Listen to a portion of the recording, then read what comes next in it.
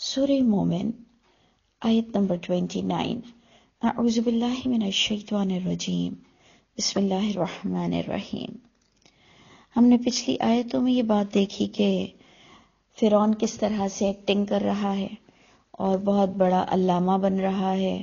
اور کہہ رہا ہے کہ میں تمہارے دین کی حفاظت کر رہا ہوں، اور یہ موسیٰ علیہ السلام تمہارے دین پر ڈاکہ مارنے آئے ہیں، جس پر اللہ نے فرمایا کہ ایک مرد مومن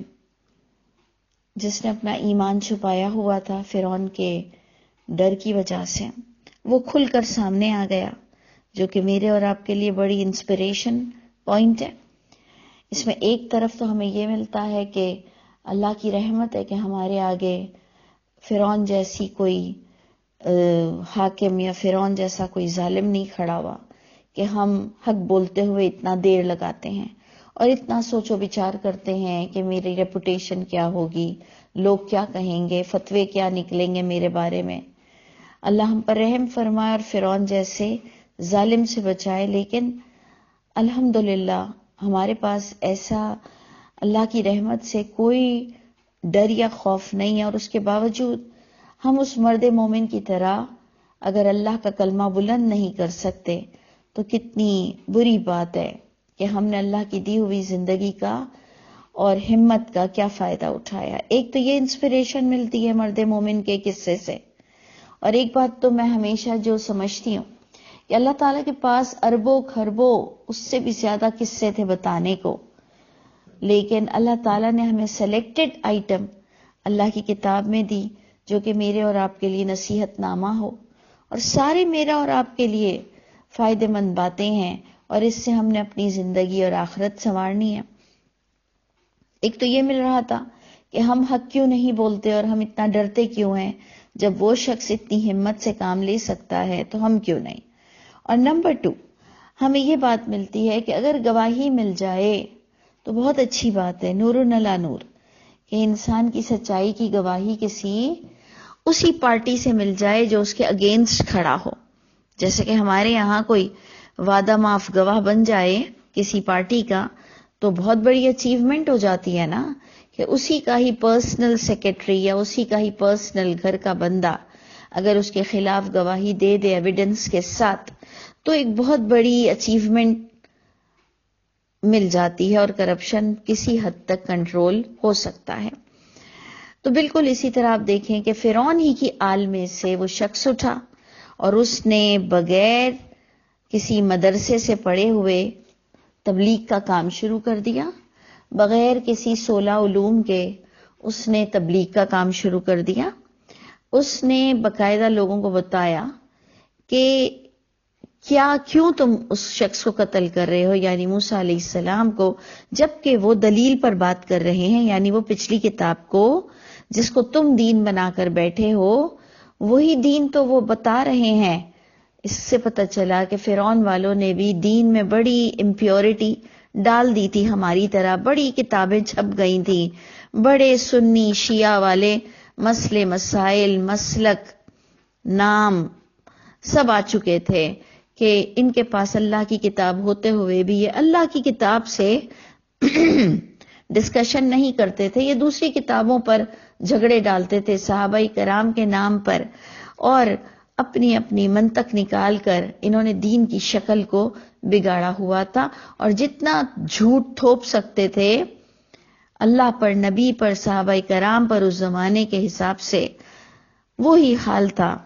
کہ ان کے پاس جھوٹی کتابوں کے انبار تھے۔ اور وہ مرد مومن کہتا ہے کہ موسیٰ علیہ السلام جو کہہ رہے ہیں وہ پچھلی کتاب سے تصدیق کر رہا ہے اور تمہارے پاس دلیل موجود ہے۔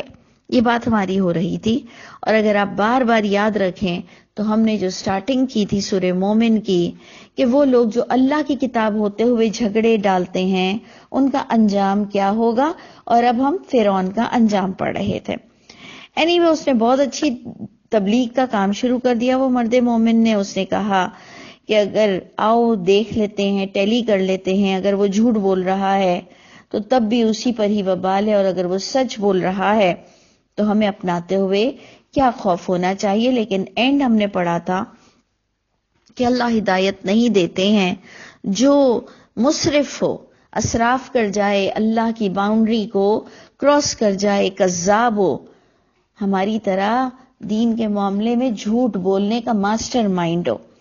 تو جناب ادھر اس نے جو تبلیغ کی وہ آگے آیت نمبر 29 سے ہے، اس نے لوگوں کو سمجھایا، یا قومی، اے میری قوم، لکم الملک اليوم، تمہارے لیے آج تو بادشاہی ہے، کہ ظاہرین فی الارض، تم غالب ہو اپنی سرزمین میں، فمن ینصرنا، کون ہماری مدد کرے گا، من بأس اللہ، وہ اللہ کے عذاب سے، ان جاءنا، جب وہ ہمارے اعمال کی وجہ سے ہم پر آ جائے گا۔ آج تو ہم پھر بچ جاتے ہیں لوگوں کی تائید اور عجیب عجیب سی ٹرمنالوجی لے کر لوگوں کو بیوقوف بناتے ہیں کہ جی اجماع سے ثابت ہے اور تواتر سے ثابت ہے، اور بھی اللہ بلا فلاں ملت ابراہیم، ہم کسی اور شکل میں بھی لوگوں کو پیش کرتے ہیں، جبکہ ہر چیز قرآن میں موجود ہے کہ کون سا تواتر، کون سا اجماع اللہ کی کتاب کے ساتھ چلے گا، اسی کے ہی ساتھ چلنا ہے۔ بڑے سے بڑا اجماع اور تواتر توڑنے کی ہم میں ہمت ہونی چاہیے کہ میں نہیں مانتی، چاہے تم کتنے بڑی بڑی ٹرمنالوجی لے آؤ، لیکن اللہ کی کتاب سے ثابت نہیں تو گویا وہ مجھے اس کا حساب کتاب دینا پڑے گا۔ اتنی طاقت اور اتنی جرت تو اللہ کا کھانا کھا کر ہم میں ہونی چاہیے۔ تو anyway وہ مرد بڑا اچھی طرح سے لوگوں کو درس دے رہا تھا۔ اس نے کہا کہ آج تو ہم ہیں، ظاہر ہیں، غالب ہیں، کون مدد کرے گا جب وہ عذاب ہم پر آ جائے گا۔ اس پر فرعون اسے بڑا ٹھنڈا کرتے ہوئے، دیکھیں اسے دھمکی نہیں دے رہا مارنے کی، اس وقت آپ غور کریں، دھمکی نہیں دے رہا، اس نے دیکھ لیا کہ ایک سرپھرا آ گیا ہے اور وہ اللہ کے معاملے میں بالکل کھری کھری بول رہا ہے، اس کا سر پھر چکا ہے کہ اب اللہ کے علاوہ کسی کی طاقت ہے ہی نہیں۔ تو وہ اس کو وارننگ اور تھریٹنگ نہیں دے رہا، وہ اس کو بڑا دھیمے دھیمے سے سمجھاتے ہوئے فرعون کہتا ہے، ما اریکم الا ما ارا، کہ نہیں میں سمجھا رہا ہوں، نہیں میں دیکھ رہا ہوں تمہاری باتوں کے بارے میں، الا ما ارا، سوائے وہی جو میں صحیح سمجھتا ہوں۔ یعنی ہمارے بڑے ہمیں تھپاتے ہیں نا، دیکھو تمہاری ابھی عمر اتنی نہیں ہے، جو میں دیکھ رہا ہوں وہ تم نہیں دیکھ رہے، میں نے اپنے بال دھوپ میں سفید نہیں کیے ہیں۔ ہمارے ہاں بھی بڑے اس طرح سے سمجھایا جاتا ہے۔ تو فرعون نے بھی اسے بڑے پیار سے سمجھایا کہ میں جو دیکھ رہا ہوں وہ تم نہیں دیکھ رہے ہو، وما اہدیکم، اور نہیں میں رہنمائی کر رہا ہوں تمہاری، الا سبیل الرشاد، مگر مانو میں تمہارے لیے بھلائی کے راستے کی طرف تمہاری رہنمائی کر رہا ہوں۔ کون کہہ رہا ہے؟ فرعون۔ دیکھیں آپ کتنا بڑا بابا جی بن رہا ہے۔ سوچئے کہ ہم نے اس اینگل سے دیکھنا ہے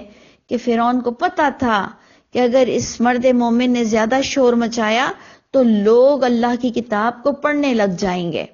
ترجمے سے پڑھنے لگ جائیں گے، موسیٰ علیہ السلام کی بات کو ٹیلی کرنے لگ جائیں گے، تصدیق کرنے لگ جائیں گے اللہ کی کتاب سے۔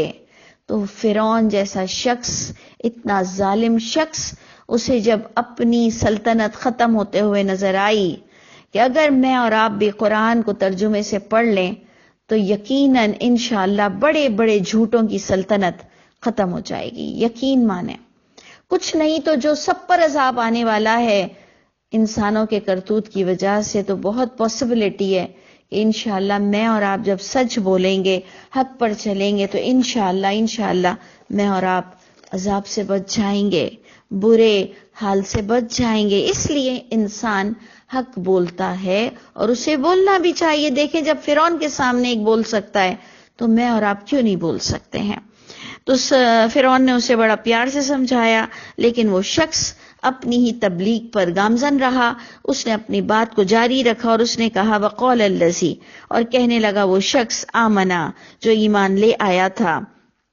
اس نے دوبارہ اس فرعون کی بات سے ہٹ کر اپنی قوم میں حق بولنے لگ گیا، کہنے لگا یا قومی، اے میری قوم، انی اخاف علیکم، بے شک میں خوف کھاتا ہوں تمہارے بارے میں، مثل یوم الاحزاب، مثل جیسے دوسرے گروہوں پر عذاب آیا ہے، میں تو فقط تمہیں یہ بتا رہا ہوں کہ تم بھی پھنسو گے اگر تم نے خود اپنی آنکھوں سے حق کو نہیں دیکھا۔ یعنی فرعون کی یا بڑے بڑوں کی باتیں مت مانو، آؤ اپنی الہامی کتاب کی طرف آؤ، خود آنکھوں سے دیکھو، اس کی بیسک لینگویج سیکھو، بیسک، جس میں کوئی ہاتھی گھوڑے نہیں لگے ہوئے، کوئی 16 علوم حاصل کرنے کی ضرورت نہیں ہے، کوئی کسی خاص وفاق کی ڈگری لینے کی ضرورت نہیں ہے۔ یہ اللہ کا کلام ہے، ہر ایک کو رائٹ ہے کہ وہ اپنے انداز کو بیان کر سکے اور لوگوں تک قرآن کو، اپنی الہامی کتاب کو پہنچا سکے۔ اس نے فرعون کی بات کو آئی گئی کرتے ہوئے کہا کہ میں تو تمہارے بارے میں خوف کھا رہا ہوں، سنبھل جاؤ، سدھر جاؤ، جیسے دوسرے گروہوں پر ہوا۔ اور پھر اس نے گنوا دیا کہ جیسے مثل دأب قوم نوح پر ہوا، جو حال ہوا قوم نوح کا، قوم عاد کا، قوم سمود کا، والذین من بعدہم، اور ان قوموں کا جو ان کے بعد ہوئے، وما اللہ یرید ظلما، اور یقین رکھو کہ اللہ یہ عذاب فضول نہیں دیتے ہیں، نہیں اللہ کا ارادہ کسی ظلم کا بندے پر۔ یعنی وہ بڑا پیار بھی دے رہا تھا اللہ کے بارے میں، محبت بھی دے رہا تھا اور عذاب سے ڈرا بھی رہا تھا، اور اپنی بات کو اس نے جاری رکھا، فرعون کے سمجھانے پر بھی وہ نہیں سمجھا۔ آگے بھی دیکھیں اللہ کو کتنا پیارا لگ رہا ہے وہ شخص، اور وہ شخص کون ہوگا؟ ہمیں بھی اللہ قیامت میں اس کی دوستی نصیب فرمائے، عافیت کا معاملہ فرمائے، اور ہر فرعون کو ہمارے آس پاس سے ہٹا دے۔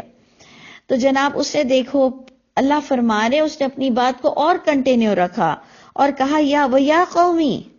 اور اے میری قوم، انی اخاف علیکم یوم التناد، بے شک میں خوف کھاتا ہوں تمہارے بارے میں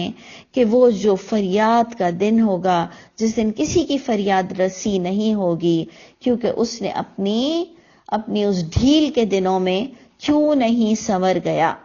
تو جناب آپ پر اور مجھ پر ابھی ڈھیل کے دن ہیں، ہمیں بھی اللہ سے دعا کرنی چاہیے، محنت کرنی چاہیے، اپنا علم حاصل کرنا چاہیے، اللہ کی کتاب کو کھول کر ڈائریکٹ خود پڑھنا چاہیے کہ اس نے سمجھایا لوگوں کو کہ دیکھو وہ بہت ہی بڑا دن آنے والا ہے،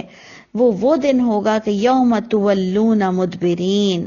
کہ جس دن تم پھرو گے بھاگے بھاگے، پیٹھ پھیر کر بھاگتے ہوئے جاؤ گے، لیکن جب وہ دن اگر آ گئے اور ڈھیل کے دن ختم ہو گئے اور تم نے اگر الہامی کتاب سے فائدہ نہیں اٹھایا تو ما لکم من اللہ من عاصم، نہیں ہوگا تمہارے لیے اللہ کی طرف سے کوئی بچانے والا۔ یعنی دیکھیں بار بار، ایک تو آپ دیکھیں تو صحیح کہ اس نے کیسے دل سے تبلیغ کی، کوئی نوٹس تھوڑی بنا کر گیا تھا۔ جس کو اللہ سے پیار ہو جائے، جس پر اللہ کی کتاب کھل جائے، اس کے منہ سے بات خود بخود نکلتی ہے، پھر اللہ بھی اس کی بہت زیادہ مدد کرتے ہیں، جتنا وہ کیپیبل ہوتا نہیں اتنا اللہ اس سے زیادہ کام کرا لیتے ہیں، اس کی اوقات سے زیادہ۔ تو آپ دیکھیں ان آیتوں میں صرف ہمیں اور آپ کو انسپریشن دی جا رہی ہے کہ حق بولو، کھڑے ہو جاؤ، اور اللہ کی بارے میں جھگڑا ڈالنے والوں کے لیے کھل کر الہامی کتاب کو دلیل بناتے ہوئے بات کرو۔ اور آپ دیکھیں اب بہت بڑی بات وہ بتائے گا، بڑا سمجھدار انسان تھا وہ کہتا ہے وَمَن يُضْلِلِ اللَّهُ فَمَا لَهُ مِنْ هَادٍ، بہت گہری آیت ہے،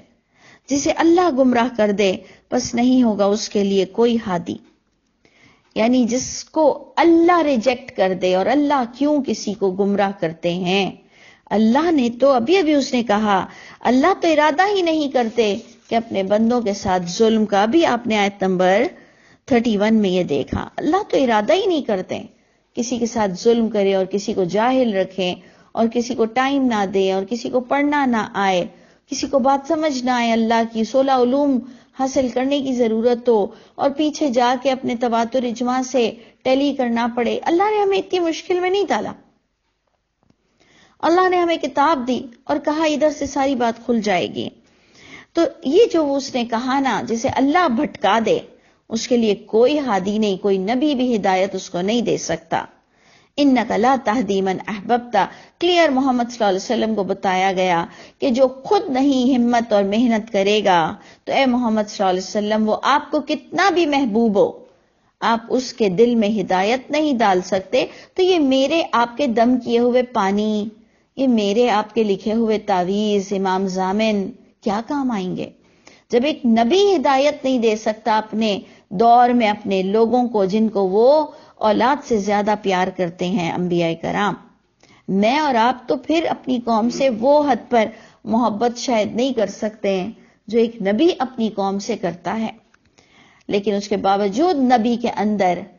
اللہ نے یہ اتھارٹی نہیں دی ہے کہ آپ جسے پیار کریں تو آپ اس کو ہدایت دے سکتے ہیں، کیونکہ ہدایت کا معاملہ تو اللہ اور بندے کے درمیان انڈرسٹینڈنگ سے ہوتا ہے، اور ہم نے سمجھ کر اپنے رب کو پڑھنا ہے، دیکھنا ہے، سننا ہے، غور کرنا ہے، عمل کرنا ہے. اس کے بغیر ہمیں ہدایت نہیں مل سکتی. تو جسے اللہ بھٹکا دے اس کے لیے کوئی ہادی نہیں، اور اللہ کسے بھٹکاتے ہیں؟ جو اللہ کی کتاب سے منہ پھیرتا ہے اور اسے وقت نہیں دیتا. اور پھر اس کے بعد وہ بتاتے ہیں کہ وَلَقَدْ جَاءَكُمْ یوسف، تمہارے پاس یوسف بھی آئے تھے اس سے قبل، بالبینات، دلیلوں کے ساتھ آئے تھے. تو یہاں پر ہم اینڈ کرتے ہیں کہ بات یہی ہو رہی ہے کہ جب بھی کوئی نبی آتے ہیں دلیل کے ساتھ آتے ہیں، لیکن میجورٹی پیپل